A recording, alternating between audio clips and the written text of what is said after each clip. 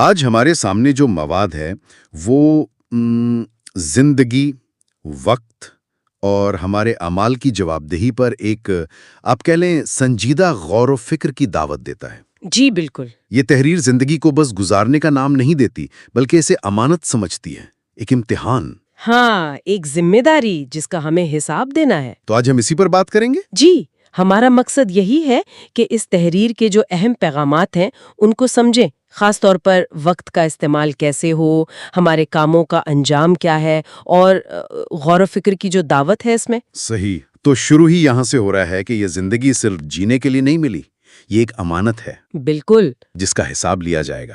یہ بات تو شروع میں ہی کافی وزن رکھتی ہے۔ اصل میں تحریر فوراً ہی کچھ سوال اٹھاتی ہے، چپتے ہوئے سوال کہ یہ جو وقت گزر رہا ہے، جو نمازیں چھوٹ رہی ہیں یا نگاہیں جو غلط جگہ پڑ رہی ہیں، کبھی سوچا کہ ان سب کا جواب دینا ہوگا؟ یہ سیدھا سیدھا ہمیں ذمہ داری کا احساس دلاتی ہے۔ اور یہ دنیاوی ذمہ داریوں سے مختلف ہے نا؟ جی، کہیں زیادہ بڑی۔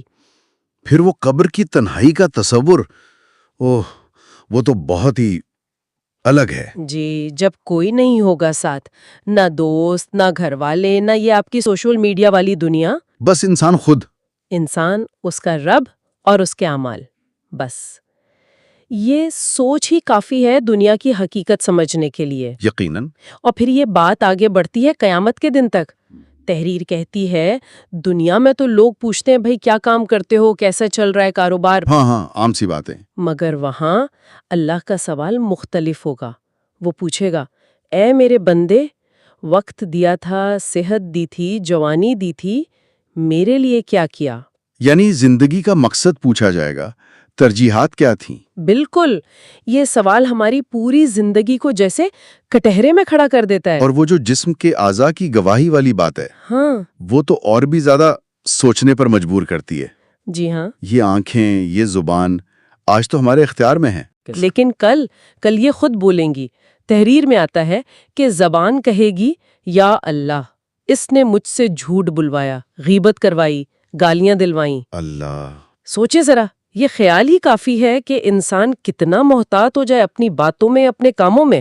صحیح کہا۔ اور اس دن کی جو سختی بیان کی گئی ہے کہ ہر ایک کو اپنی فکر ہوگی، نفسا نفسی کا عالم۔ ہاں، وہ مثال کہ ماں بھی بیٹے سے پوچھے گی، جی، شاید نیکیوں کا سوال کر بیٹھیں، جی، مگر جواب کیا ملے گا؟ آج کوئی کسی کا نہیں ہے۔ یعنی مکمل انفرادی جواب دہی، بالکل۔ پرسنل اکاؤنٹیبلٹی جسے کہتے ہیں۔ اس ساری گفتگو میں وقت کی اہمیت بار بار آ رہی ہے۔ جی، کیونکہ وہ واپس نہیں آتا۔ جو لمحہ گیا سو گیا۔ تحریر بھی کہتی ہے نمازیں چھوٹ گئیں تو انجام سخت ہے۔ گویا ہر پل قیمتی ہے، ایک موقع ہے جو ضائع ہو سکتا ہے۔ اور یہ کہ اعمال ویسے ہی پیش ہوں گے جیسے کیے گئے، کوئی ایڈیٹنگ نہیں، کوئی تبدیلی نہیں، کوئی ترمیم نہیں، جیسے کیے ویسے سامنے، شفافیت۔ یہ تو بڑی سخت بات ہے۔ اچھا، تو کیا یہ تحریر صرف ڈراتی ہے یا کوئی امید، کوئی راستہ بھی ہے؟ نہیں، یہ بہت اہم سوال ہے۔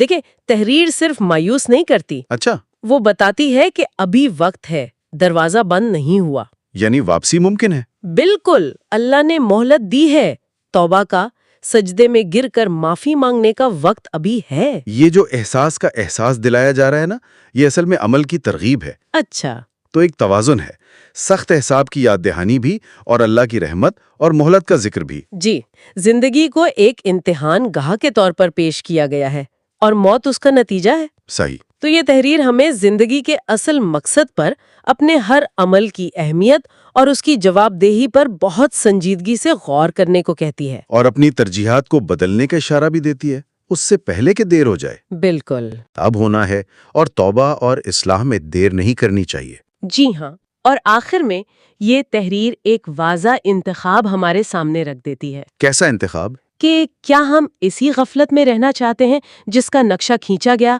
یا پلٹنا چاہتے ہیں، اپنی اصلاح کرنا چاہتے ہیں؟ تو یہ مواد سننے والے کو اسی ذاتی چیلنج پر سوچنے کے لیے چھوڑ دیتا ہے کہ اس دعوت کے جواب میں ان کا اپنا قدم کیا ہوگا۔